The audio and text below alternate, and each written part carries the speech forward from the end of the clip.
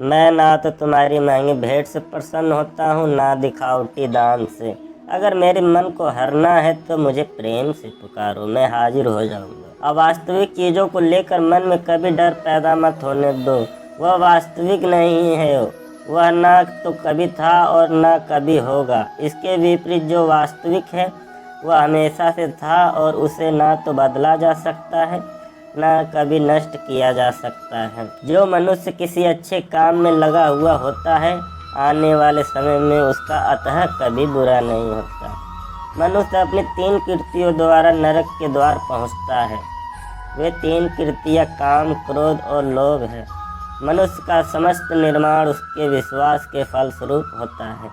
जैसा वह सोचता है उसी के अनुरूप वह बनता है। परिवर्तन इस संसार का नियम है। एक नज़र में तुम असीम संपत्ति के मालिक बन सकते हो, दूसरी नज़र में तुम दरिद्र बन सकते हो। जो कुछ भी हुआ है उसमें तेरा कोई योगदान नहीं है, इसीलिए तुम्हारी सारी परेशानियां व्यर्थ है।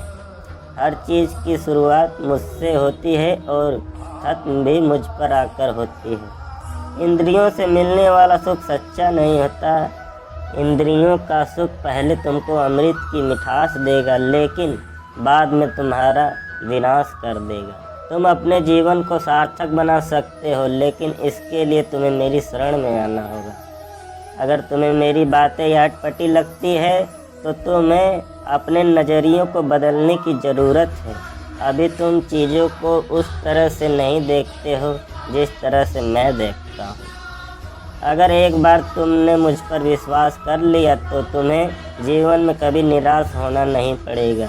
एक बार जो मुझ पर विश्वास करता है उसको मैं कभी छोड़ता नहीं हूँ। मैं हर दिल को एक मंदिर की तरह देखता हूँ। जो दिल जितना सुंदर होता है वहाँ मैं उतना ही अधिक ठहरता हूँ। भगवान श्री कृष्ण के चरण कमल इतने पवित्र हैं कि जो कोई उनकी शरण लेता है वह तुरंत शुद्ध हो जाता है। इस दुनिया में तुम प्रेम सभी से करो, लेकिन पूर्ण रूप से नहीं। विश्वास किसी पर मत करना। अगना है तो केवल कृष्ण पर करो।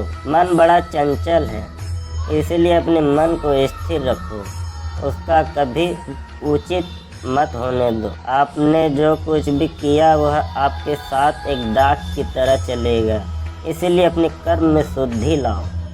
बुरे विचार मन को दुखी और परेशान कर सकते हैं, लेकिन जब कृष्ण पे विश्वास करते हो तो कृष्ण स्वयं आपकी परेशानियां दूर करने आते हैं। मैंने अभी तक तुम्हारे शरण में आने का प्रस्ताव को स्वीकार नहीं किया, क्योंकि तुमने अभी तक पूर्ण रूप से समर्पण नहीं किया।